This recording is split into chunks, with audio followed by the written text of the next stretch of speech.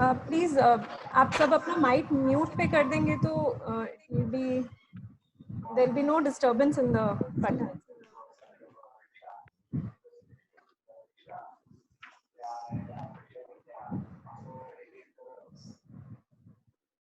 चालू करो।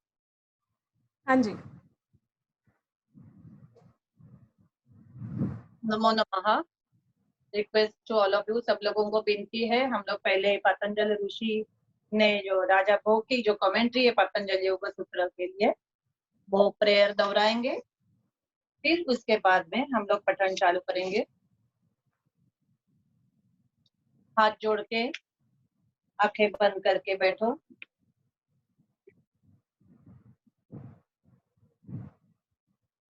योगेन चित्तस्य पदेन वाचा मलं शरीरस्य च वैद्यकेन योपाकरोत्तं प्रवरं मुनीनां पतंजलिं प्राञ्जलिरानतोऽस्मि। आपाहु पुरुषाकारं शङ्खचक्रासिधारिणम् सहस्रशीर्षं श्वेतं प्रणमामि पतंजलिम्। ॐ शान्ति शान्ति शान्तिः। नमो नमः। नमो नमः। सब लोगों का स्वागत है। हम लोग पतंजलि योग सूत्र पठन कर रहे हैं। कल पहले 10 सूत्र समाधिपाद हम लोग ने चालू किया है और समाधिपाद का पहले 10 सूत्र जो है वो कल हम लोग ने पठन किए हैं। उसमें दूसरा सूत्र था योग चित्त वृत्ति निरोधः। वो चित्त वृत्तियों का निरोध कैसे किया जाता है और किससे होता है, उसका ही पहला सूत्र।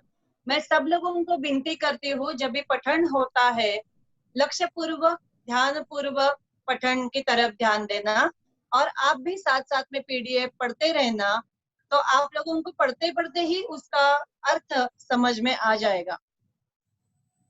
तो ये योग चित्तवृत्तियों का निरोध किससे होता है, उसका पहला सूत्र 12वां सूत्र हम लोग दोहरा रहे हैं। अभ्यास वैराग्याभ्याम तन्निरोधः। तन्निरोध उन चित्त वृत्तियों का निरोध।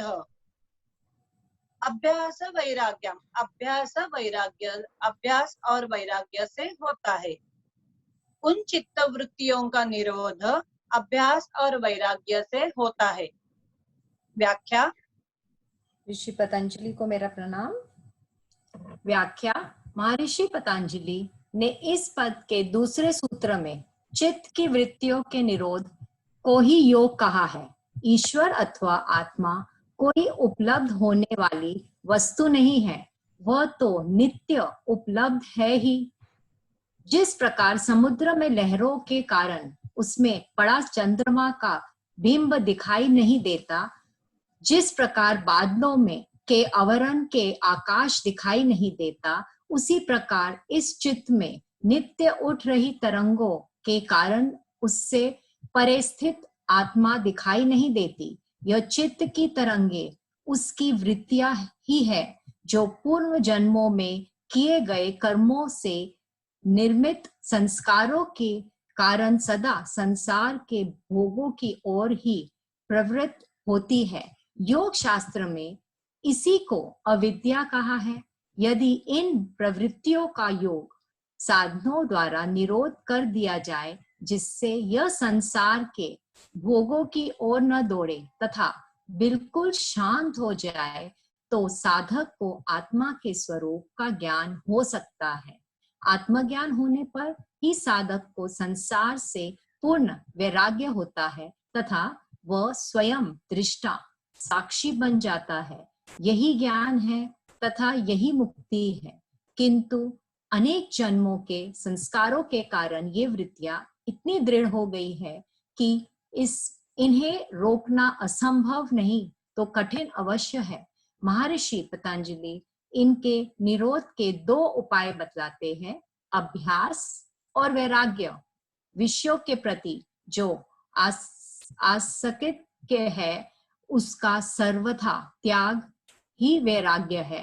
घर छोड़कर जंगल जाना, भगवा पहनना, शरीर पर राख लपेट लेना, नग्न रहना आदि वैराग्य नहीं है, बल्कि सांसारिक विषयों के प्रति जो वासना है, आसक्त है, लगाव है, इनका त्याग ही वैराग्य है। दूसरे शब्दों में वासना ही संसार है एवं उसका त्याग ही मुक्ति है। यह सांसारिक विषय ही दुख के कारण है तथा अपने स्वरूप आत्मा में स्थित हो जाना ही परमात्मा की स्थिति है। इसलिए पतंजलि वैराग्य की बात कहते हैं। जो विषयों के प्रति आसक्ति का त्याग किए बिना योग अभ्यास करते हैं वह पथभ्रष्ट ही होते हैं तथा पाखंडी हो जाते हैं। इसलिए वैराग्य स्वरूप होकर निरंतर मन की प्रवृत्तियों को रोकने का अभ्यास करने से निश्चित ही साधक को आत्मज्ञान का सुख मिलता है, किंतु संसारी ठीक इसके विपरीत कर रहा है। वह आत्मा और ईश्वर के प्रति वैराग्य किए हुए है तथा इन वृत्तियों को रोकने का नहीं, इनको और दृढ़ और विकसित करने का प्रयत्न कर रहा है। प्रकृति से जो कुछ मिला है उसका अधिक का अधिक उपयोग कर रहा है। इससे संसार में विकास तो हुआ है, किंतु भोग वृत्ति तथा आसक्ति भी बढ़ गई है, जिससे वह दुखी अधिक हुआ है। सच्चा सुख तो आत्मज्ञान के बिना नहीं मिल सकता तथा उसके लिए इन वृत्तियों का निरोध आवश्यक है, जो निरंतर अभ्यास और वैराग्य से ही संभव है। भगवान कृष्ण ने भी गीता में कहा, हे महाबाहु, निस्संदेह मन चंचल और कठिनता से वश में होने वाला है, परंतु हे कौन्तेय, अभ्यास और वैराग्य से यह वश में होता है। कर्म छोड़कर वैराग्य नहीं है, छोड़ना वैराग्य नहीं है, आस्तिक छोड़ना ही वैराग्य है।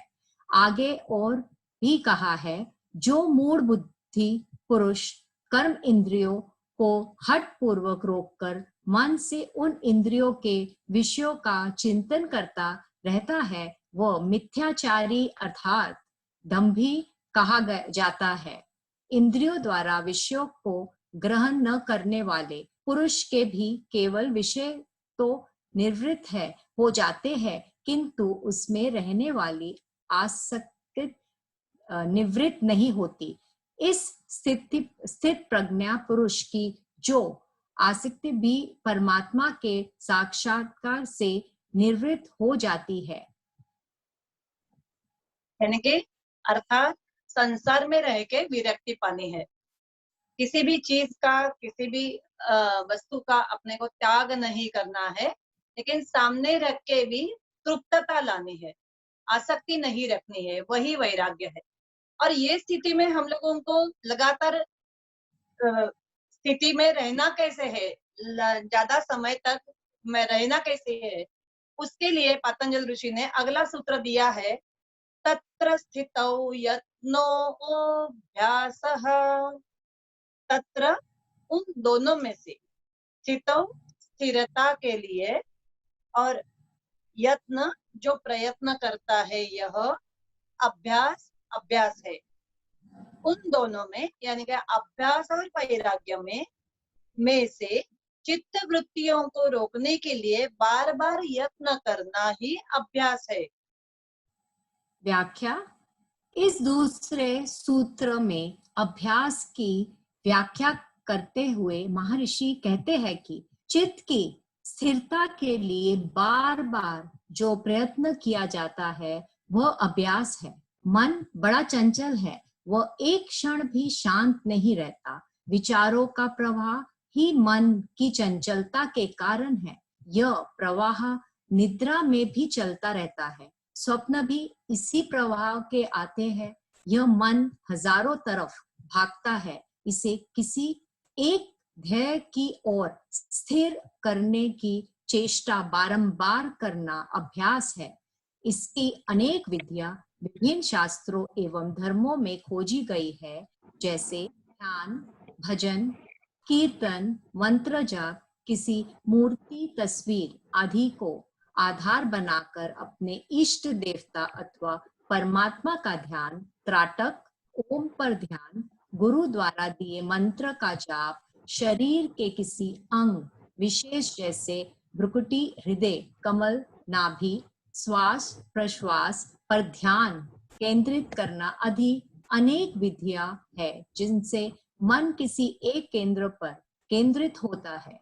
इससे मन की शक्ति कहीं गुना बढ़ जाती है, जिससे सिद्धियां भी प्राप्त होती है। साधक को इन सिद्धियों से बचकर इस शक्ति का उपयोग आत्मज्ञान हेतु ही करना चाहिए। मन के एकाग्र होने से वह शांत नहीं होता, उसका उपयोग न करने से वह शांत होता है, किंतु थोड़े समय शांत होने के बाद वह पुनः दूनी वेग से भोगों की ओर भागता है। उस समय इस पर नियंत्रण आवश्यक है। जैसे उपवास करने पर बार बार खाने की इच्छा होती है तथा 24 घंटे ध्यान भोजन की ओर ही जाता है।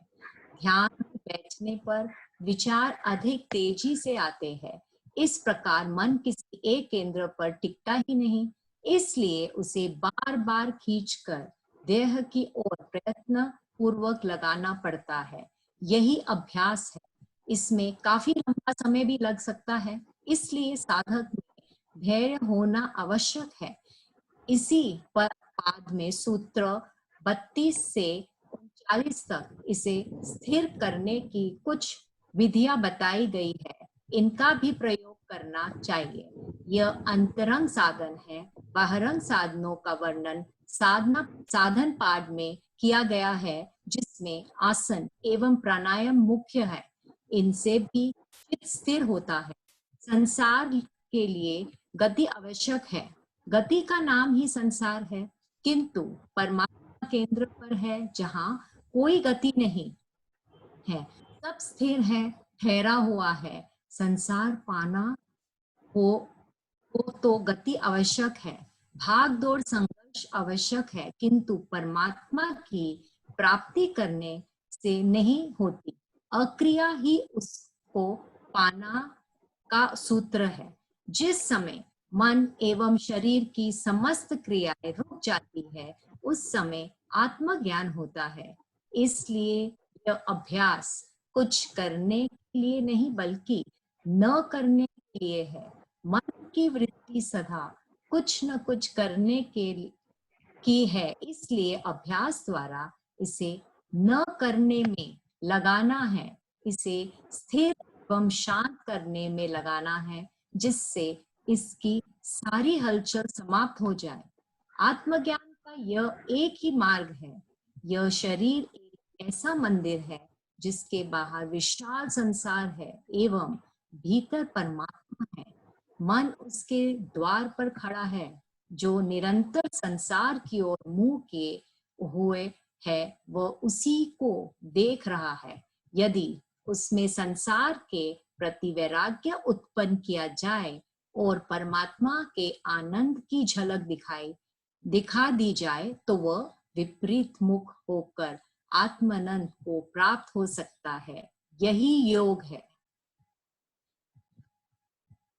1-2 मिनट रुकना पड़ेगा। दूसरे पीडीएफ में 14 सूत्र नहीं छप गया है, और पहले पीडीएफ में भी सूत्र 14 तो हम लोग ने सर को रिक्वेस्ट की है, इमीडिएट सर भेज रहे हैं ऐसा लग रहा है।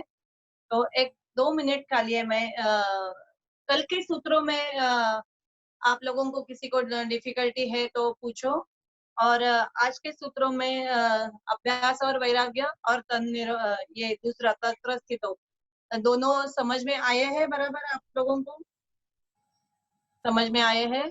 बाकी के लोगों को भी जो भी आप लोगों को समझ में नहीं आएगा, इमीडिएटली वहां पे हाथ रेज करने का एक ऑप्शन है, तो हम लोगों को पता चलेगा। हम लोगों की थोड़ी सी पीडीएफ में आगे के सूत्र हम लोग ने देखे थे, लेकिन 14वां सूत्र का डिस्क्रिप्शन नहीं है लिखा हुआ। तो मैं सूत्र दोहराती हूँ और सूत्र का मीनिंग बता देती हूँ। व्याख्या जो कमेंट्री है वो नहीं पढ़ पाएंगे हम लोग, क्योंकि सर के पास भी नहीं है, ऐसा मैसेज आया है, सर के पास भी अभी नहीं है डिस्क्रिप्शन उसका हिंदी में। इंग्लिश में तो बहुत सारा अवेलेबल है, आज हम लोग हिंदी में कर रहे हैं, तो जिनके पास से लिया था उनके पास से मंगाना पड़ेगा। ललिता जी, नंदा जी के पास है, मेरे पास है, कैन आई रीड? तो, मेरे पास है। तो आपके पास व्याख्या है आगे की? हाँ मेरे पास है व्याख्या भी, आप सूत्र कीजिए, मेरे पास पूरा मेरे पास है। मैं सूत्र हाँ और अनुवाद पढ़ती हूँ, हाँ और मेरे पास है, रचना के पास है, ऐसे बोल रहे हैं। तो अपने को दिखेगी नहीं वो खाली, और मैं पढ़ लूंगी। हाँ यस। तो आगे ओके, जो है 14वां सूत्र कि दीर्घकाल यही स्थिति अपने को मेंटेन करनी है, इसीलिए ये 14वां सूत्र सतु दीर्घकाल नैरंतर्य सत्कारा आसेवितो दृढ़ भूमि तु परंतु स वह अभ्यास। हम लोग ये अभ्यास और वैराग्य के बारे में बात कर रहे हैं। दीर्घ काल नैरंतर्य सत्कारा आसेवित, बहुत काल तक निरंतर लगातार और आदर पूर्वक संगोपांग सेवा किया जाने पर दृढ़ भूमि, दृढ़ अवस्था वाला होता है। पर इसका मीनिंग है परंतु वह अभ्यास दीर्घ काल तक निरंतर श्रद्धा पूर्वक सेवन किए जाने पर दृढ़ अवस्था वाला हो जाता है। क्या हो जाता है? अभ्यास दृढ़ हो जाता है। निरंतर लगातार व्याख्या रचना जी पढ़ेंगे। ठीक है। व्याख्या, आत्मज्ञान के लिए चित्त को बार बार यत्न पूर्वक रोकने का निरंतर अभ्यास करना आवश्यक है। इस अभ्यास में काल की कोई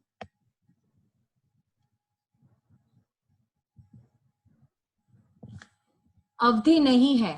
लंबा समय भी लग सकता है, पूरा जीवन भी लग सकता है, फिर भी उपलब्धि नहीं हो। इसलिए साधक में इतना धैर्य होना चाहिए तथा यह भी दृढ़ विश्वास होना चाहिए कि योग के लिए किया गया प्रयत्न कभी व्यर्थ नहीं जाता। वह अगले जन्म में भी संस्कार रूप में विद्यमान रहेगा, जिससे प्रगति शीघ्र होगी।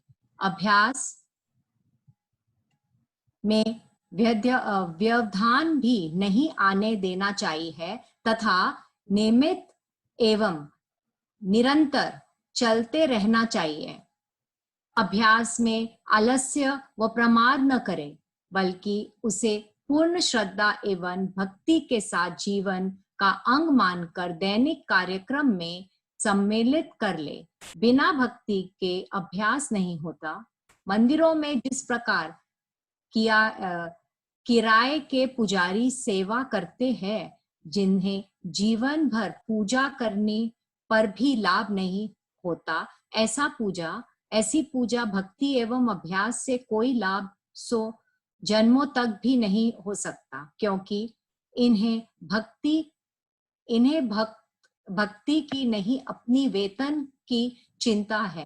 कहते हैं किसी समय उत्तराखंड में स्थित बद्रीनाथ मंदिर की मूर्ति को उसका पुजारी अलकनंदा नदी में फेंककर चला गया, क्योंकि वहां कोई यात्री आते ही नहीं थे, जिससे उसको भेंट पूजा नहीं मिलती थी।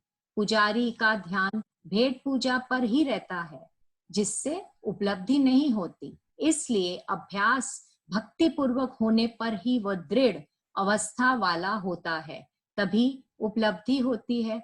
एक बार इसकी दृढ़ भूमि तैयार हो गई, फिर अभ्यास की आवश्यकता नहीं रहती। इसके बाद चलते फिरते, खाते पीते, भीड़ आदि में बातचीत करते हुए भी मन शांत बना रहता है।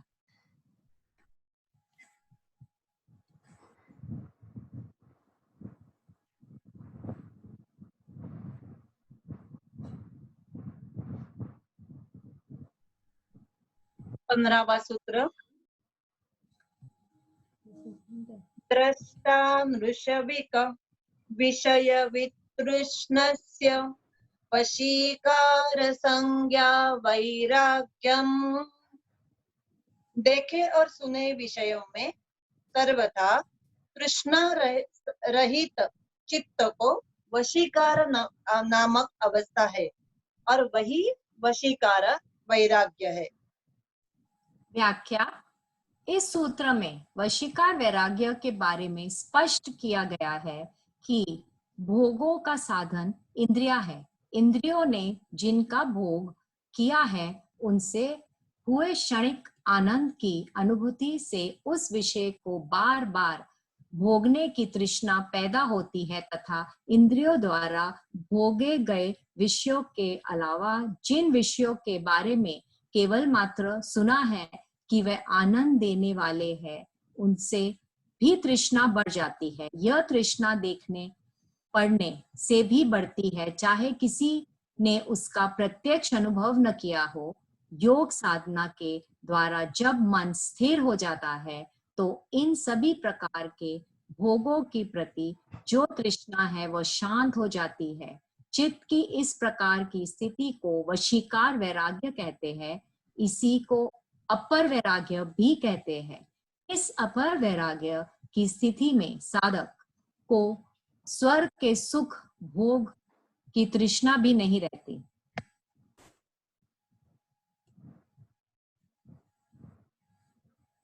आगे का सूत्र,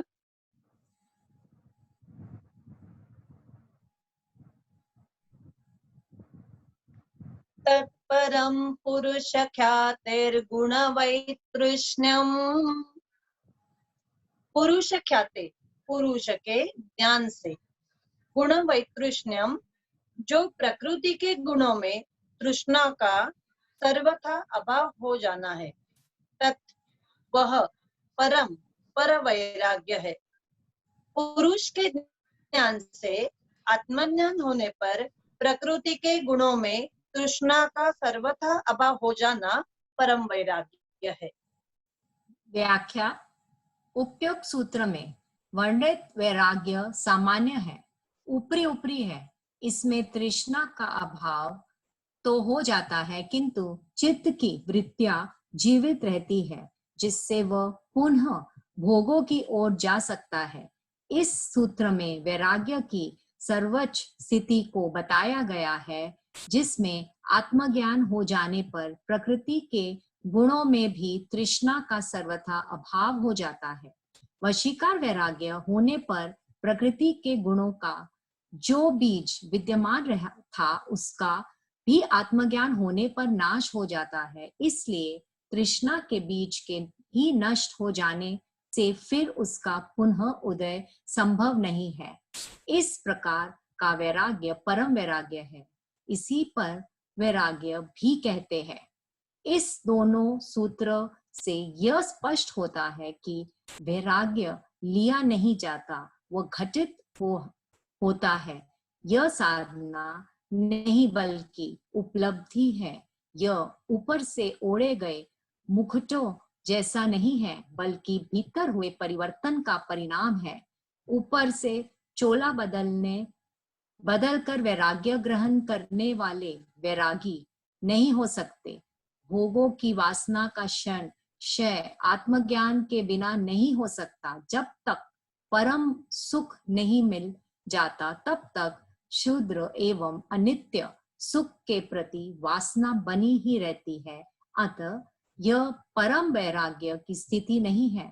संसार से चिढ़ना, उसे गाली देना वैराग्य के लक्षण नहीं है। संसार से दुखी होकर उससे भाग जाना, संसार में दुख ही दुख है ऐसा कहना संसार से घृणा करना आदि भी वैराग्य नहीं है।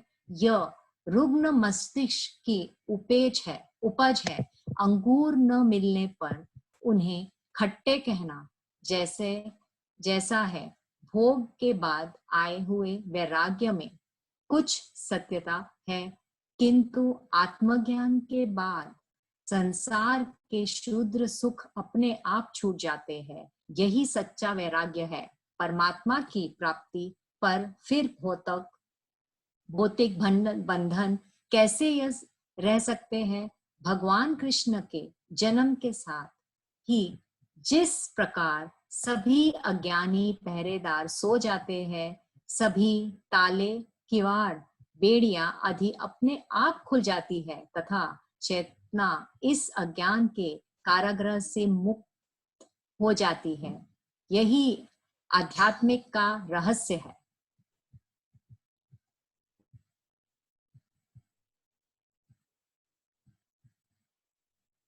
जहाँ पे वैराग्य मिल गया वहां पे संप्रज्ञात योग चालू हो जाता है। आगे का सूत्र संप्रज्ञात योग के लिए अभ्यास और वैराग्य का अभ्यास और वैराग्य का अभ्यास और वो स्थिति लगातार निरंतर दौरान मेंटेन करने के लिए स्थिरता प्राप्त करने के बाद अगला सूत्र वितर्क विचारानंदास्मिता नुगमात् संप्रज्ञातः। वितर्क विचारानंदास्मिता नुगमात्, ये एक शब्द है। वितर्क, विचार, आनंद और अस्मिता, इन चारों के संबंध से युक्त चित्त वृत्ति का समाधान संप्रज्ञात योग है। वितर्क, विचार, आनंद और अस्मिता, इन चारों के संबंध से युक्त चित्त वृत्ति का समाधान संप्रज्ञात योग अर्थात समाधि है। व्याख्या।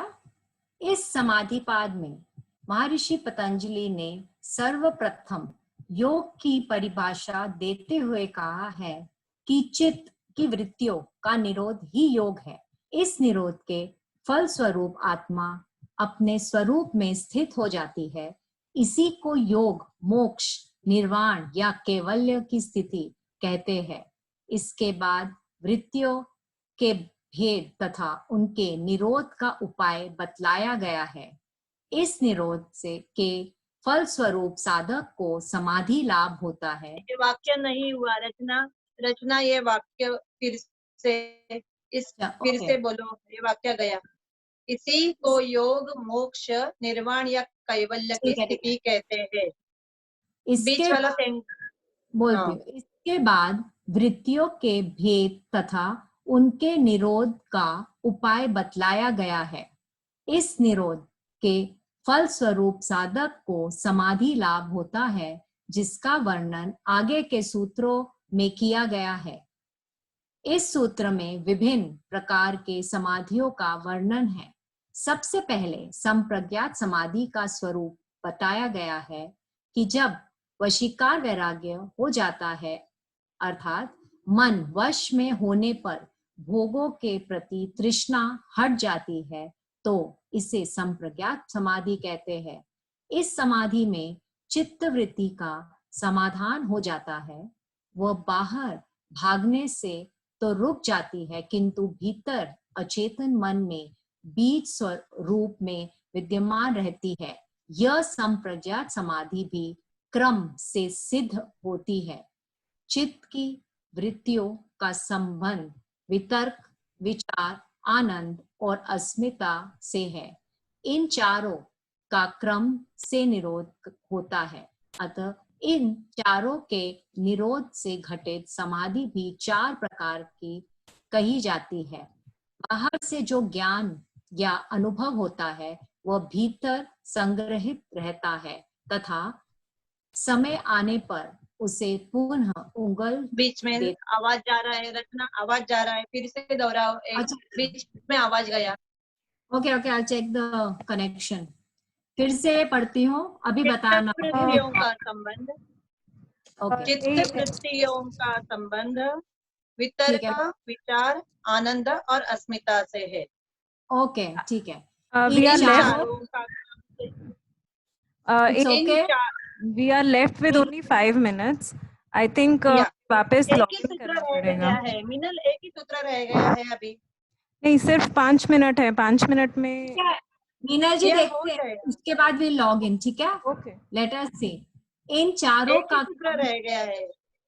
इन चारों का क्रम से निरोध होते हुए अतः इन चारों के निरोध से घटित समाधि भी 4 प्रकार की कही जाती है। बाहर से जो ज्ञान या अनुभव होता है वही भीतर संग्रहित रहता है तथा समय आने पर उसे पुनः उगल देते हैं। यह वितर्क स्थिति है। इसमें क्रमबद्ध नहीं होती तथा यह प्रमाणित भी नहीं होता। यह विचार स्वयं के नहीं दूसरों से उधार लिए होते हैं। अतः इस स्थिति में संशय बना रहता है, तर्क वितर्क चलता रहता है। जब इंद्रियों के ग्रह पदार्थों के स्थूल रूपों का तो निरोध हो जाता है, किंतु इनका विकल्प शब्द, अर्थ और ज्ञान बना रहता है। इस प्रकार की समाधि को सवितर्क समाधि कहते हैं। जब इन स्थूल ग्रह पदार्थों के विकल्प शब्द, अर्थ और ज्ञान का भी निरोध हो जाता है तो उसे निर्वितर्क समाधि कहते हैं। इन्हीं को सविकल्प तथा निर्विकल्प समाधि भी कहते हैं। इसके बाद बाहर से संग्रहित विचारों का क्रम तो बंद हो जाता है, किंतु स्वयं के भीतर ही भीतर विचार चलते रहते हैं तथा निर्णय भीतर से ही आना आरंभ हो जाता है। इसे विचार कहा जाता है।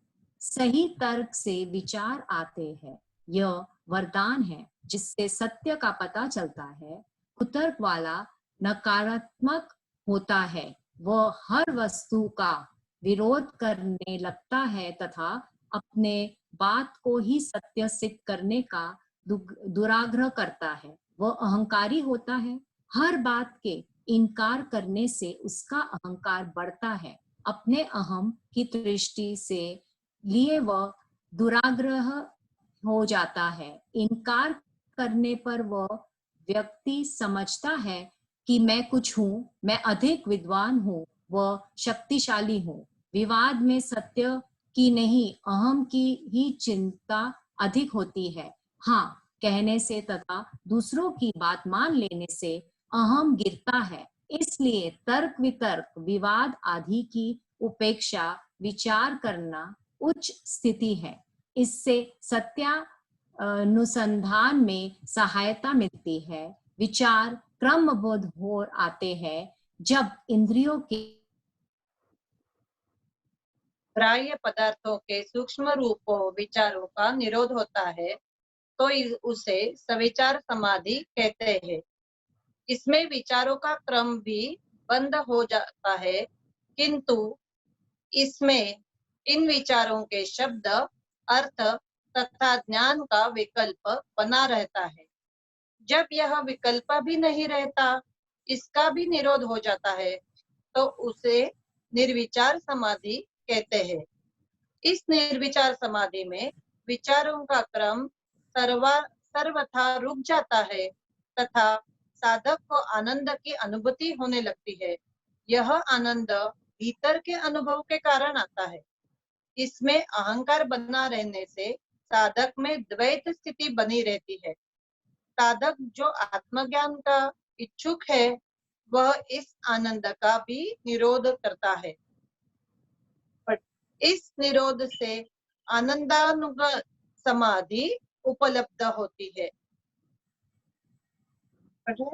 इस आनंदानुगत समाधि के बाद साधक को केवल अस्मिता का बोध होता है। मैं हूँ का भी भान रहता है। जब इसका भी निरोध हो जाता है, इससे अस्मितानुगत समाधि कहते हैं। पढ़ो रचना। इन चारों प्रकार की समाधि को संप्रज्ञात योग अथवा संप्रज्ञात समाधि कहते हैं। इन चारों में प्रत्येक स्थूल स्थूल के सूक्ष्म की ओर ले जाने वाली है।